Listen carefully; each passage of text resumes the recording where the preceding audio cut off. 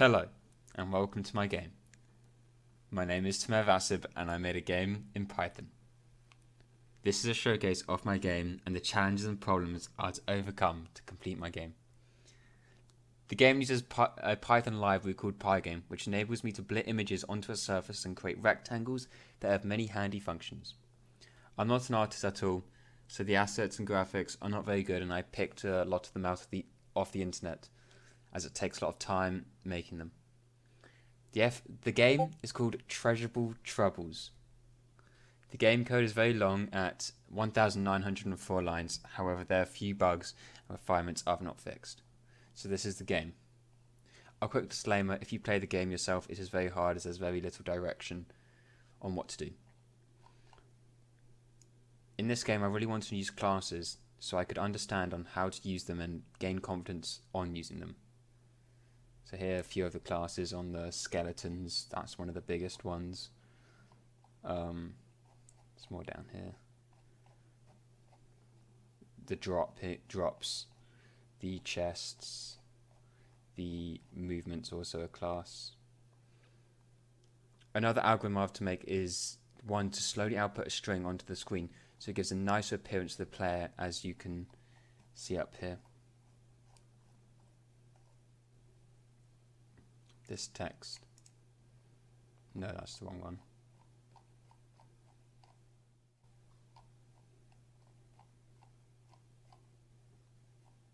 Here, the speech.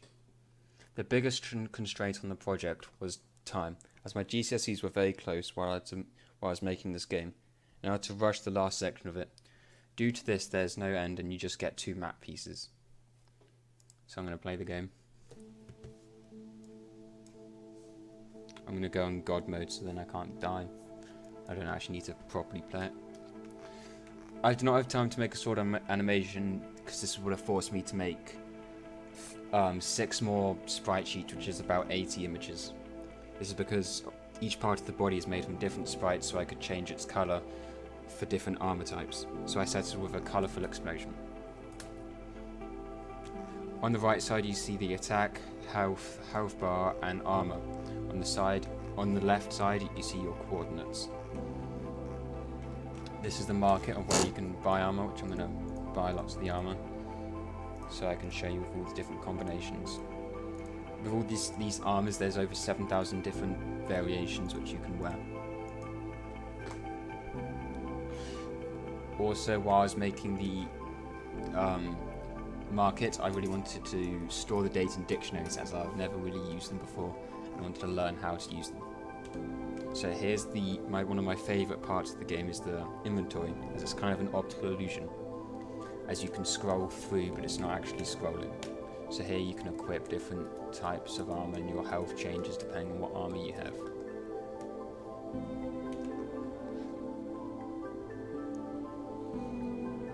There's also buried treasure around the map so you can get coins and buy better armour. There are 4 places you can go inside, 3 of them having multiple rooms. I use skeletons for the enemies, and when you kill them they drop little bags of money which you can pick up. There's also chests in some of the rooms which you can get. The collision is very nice and there's very little bugs with the collision.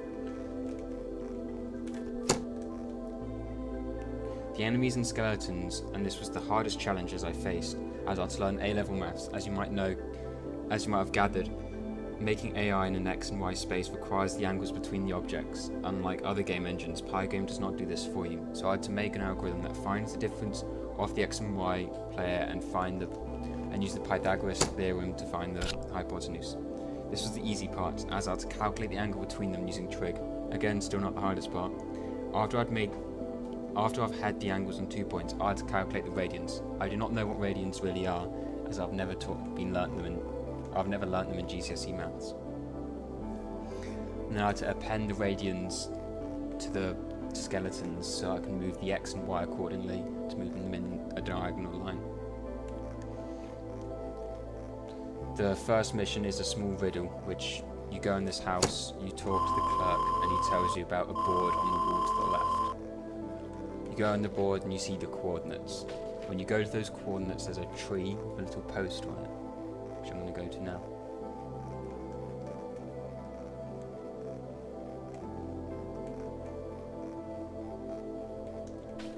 I made the riddle myself and it is a bit hard.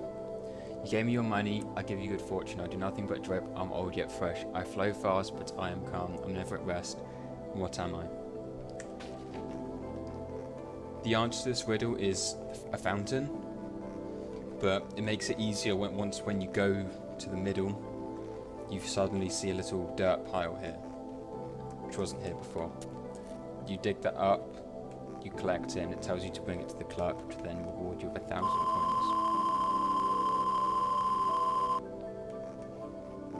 So now I'm just going to run through the game quickly. I have made other 2D games, and I've made one 3D game in Unreal Engine. The main feature I wanted to make in this one is the classes and object-oriented programming, and a massive movable background, so I can have a large adventurous map. Also battle performance, as I've got quite a powerful computer running at 5 GHz and a very beefy graphics card. And when I got my friend to play my first game, it was unplayable as he was playing it on a laptop, which was very, very slow. The game is not very visually pleasing, but it has lots of very funky mechanics which allow you to do lots of cool things. And it runs very smoothly. As you can see, I can unbury this treasure and collect it and gets me some coins. It is possible to run through it and finish it, but it does take quite a while if you don't know what you're doing. This room has this place has loads of rooms which you can go in with loads of chests. As you can see, I've got the 2 map pieces now. It tells me to press M, but yet there's not a function for that. So as you can see, there's lots of different rooms. The skeletons do not have collision, as this would taken a lot of work and I didn't have any time to do that. And that is the end of the game. You can download the game actually at the link radioactivant7.itch.io/treasurable-troubles. You can also find my 2 other games, which one of them really doesn't run well at all. Thank you and goodbye.